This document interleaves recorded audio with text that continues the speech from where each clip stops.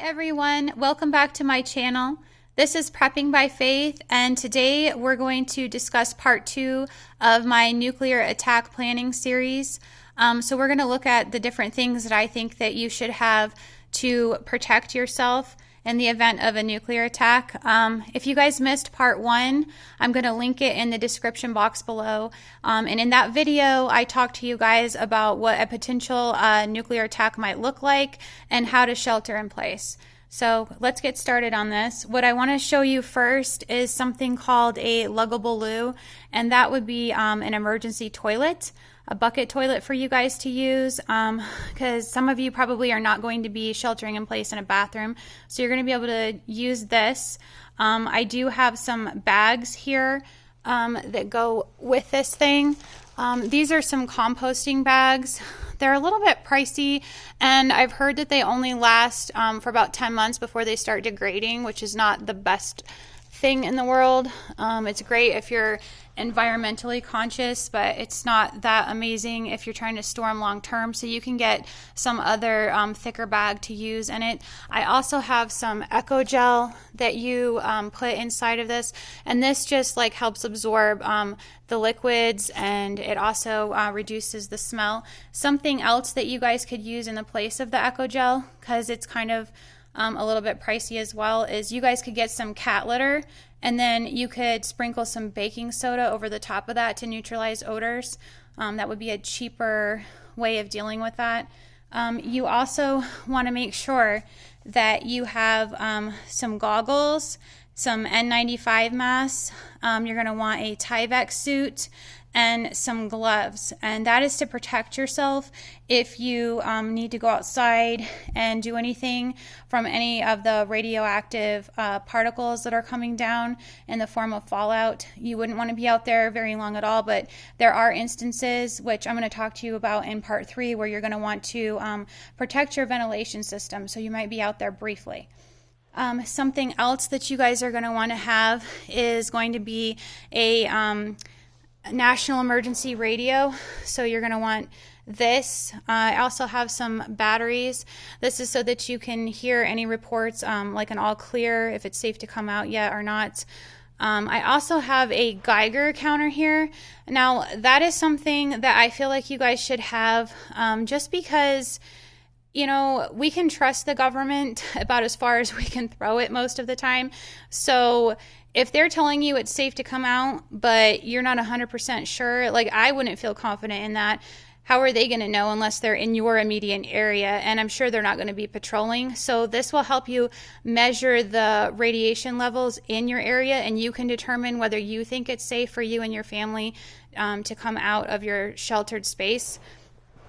Something else that I think that you guys want to have on hand in that emergency would be your supplements, your multivitamins. You're probably going to want some pain relievers in case anyone, you know, has a headache or develops a fever. You're going to want to have some anti-diarrheal medication, because the last thing you want is somebody, you know, not responding well to different food than they're used to eating and then having issues with the toilet.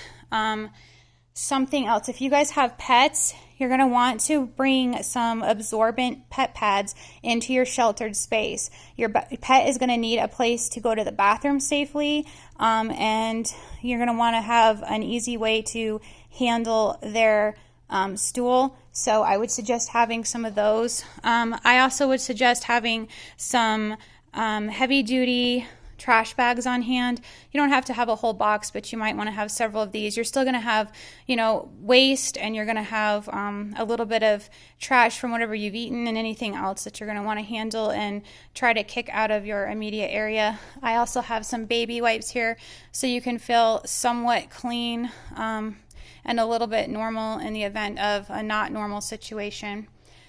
I've got some sleeping bags here that you would want to grab to take down into your area, so that you're not sleeping on a hard floor. We've got some flashlights here. I've got several different kinds. I have a solar lantern, I have some regular flashlights, and then I have these that you can charge by either cranking them or using solar. So those I think are important. You're going to have to see what you're doing, where you're going. Nobody's going to want to sit around in pitch black darkness. So those are important. I also have over here some food. I actually have a family of 4, so it makes a lot of sense for us to just have a lunch and dinner emergency bucket of some sort, and then you want the tool to open that. I think that this is probably the easiest thing to grab and go in that event, so you want to have that. And then I also have some pet food for my dog. I found these little things. I think these are pretty interesting. I like these. Walmart actually had these, and you just, they're really lightweight, and then you just push them in, and then you can fill it with water or food or whatever. You're also going to want a case of water.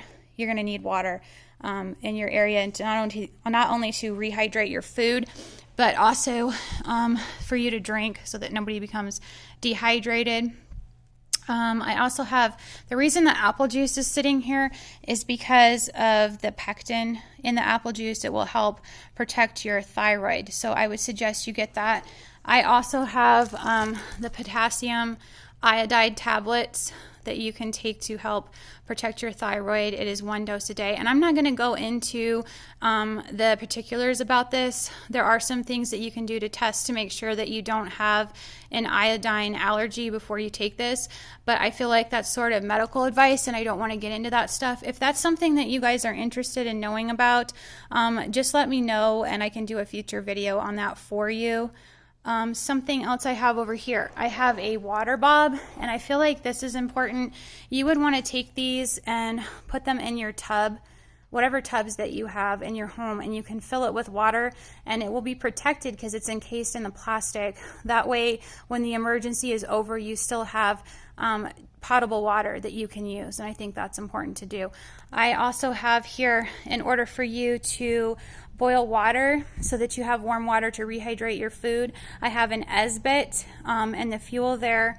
We have some matches. We have a Stanley, it's like a cook set, and it's like a little pot, and it's got these different, there's a couple of cups that come with it. I just took it apart so you guys could kind of see what it is. And then we have a couple of sporks there so that you can eat your food. And then I also think it's important to make sure you have a carbon monoxide alarm in your area with you in the basement. Even if you turn off the fuel lines and other things, you don't know how close you are to the blast, if there's going to be any sort of issues with utility lines that were disrupted. I think it's important to have a fire extinguisher in your sheltered space with you in case of a fire. So you want to have those items. And then as we come over here, these are just some things that I would want to have in my space with me. I have a Bible here, and that's very important to me. I'm definitely going to want to be communicating with God in that situation. And then just some things to keep your kids entertained. They're going to be upset as it is, and you're going to be in that space for a while. So, anywhere from 12 to 48 hours. So I have some, just board games, crayons, some basic paper, card games, that sort of thing to kind of keep them entertained and, kind of okay with the situation. I know it's not going to be a great situation, but they're going to need something to distract them. And then as we come over here, I wanted to show you guys this stuff. So if you're not working from home and you're away from home, you want to have some sort of a bag with items in it.